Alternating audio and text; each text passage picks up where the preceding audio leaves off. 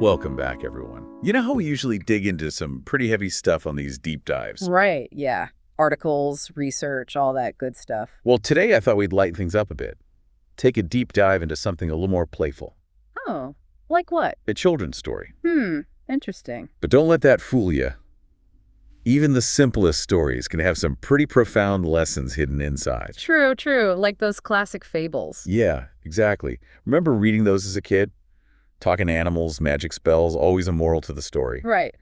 You know, those fables are pretty clever. They take these universal truths and present them in a way that's easy to understand no matter how old you are. Exactly. So today we're diving into a fable called The Train and the Trick. Ooh, sounds intriguing. Let's hear it. Okay, so we've got this train, and he travels the same route every single day. Can you imagine? Talk about boring. Right. Day in and day out, same tracks, same scenery. I'd go crazy. Well, this train, he starts to feel the same way. He's desperate for a little excitement, a little attention. Yeah. So he decides to play a trick. A trick? What kind of trick? He pretends to be broken down. Oh, no. Yeah. He starts shouting, "Help, help, I'm broken, I can't go any further." And everyone rushes to his aid.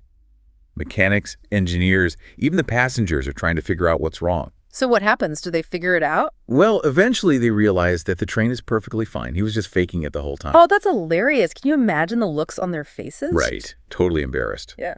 But here's the thing.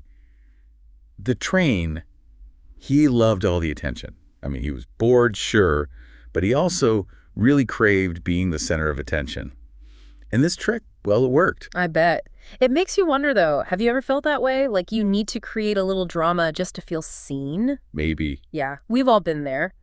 But this train, he takes it to a whole new level. He starts playing the broken down trick over and over again. Seriously. Over and over. Yeah. And each time it works, people rush to help, worried and concerned, and the train just eats up all the attention. He gets a taste of it, and he can't stop himself. Like an addiction. Yeah, kind of. But all that attention, all those lies, it starts to catch up with him. Oh. How So soon? one day, the unthinkable happens. The train, he actually breaks down for real. Uh-oh. This time, he's not faking it. He really needs help. So what happens? Do people come running to help him? This is where it gets really interesting. No one believes him. They've seen this act so many times before that they think it's just another one of his tricks. Oh, no. So what happens to the train? He's stuck, all alone. The people he tricked, they just shrug and walk away. Wow. I Yeah. guess there really are consequences to dishonesty. Absolutely. The story's a great example of what happens when you cry wolf too many times. It's like he eroded everyone's trust in him, little by little, until no one believed him even when he was telling the truth. Exactly. And it's not just about honesty, it's about credibility. Every time we bend the truth, even a little, we chip away at our reputation. It's like spending. Like spending social currency, right? And once it's gone, it's tough to earn back. So what's the big takeaway from all this? I mean, for me, it's a reminder to be honest, even in the small stuff, because those little white lies can add up. Yeah, because if we want people to trust us, we have to be truthful, even when it's hard. Right, especially when it's hard. Yeah. And maybe even try to think about the reasons why we might be tempted to lie in the first place. Like the train's need for attention. Exactly. It's all connected. It makes you think.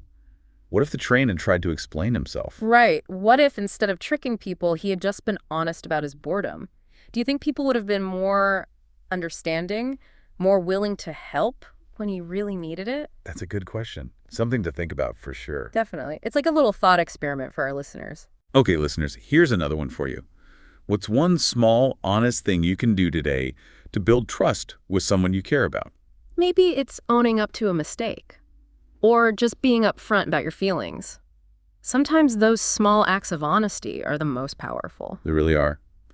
So yeah, even though this fable is super simple, it's packed with meaning. A reminder that honesty is crucial, deception has consequences, and building trust takes effort.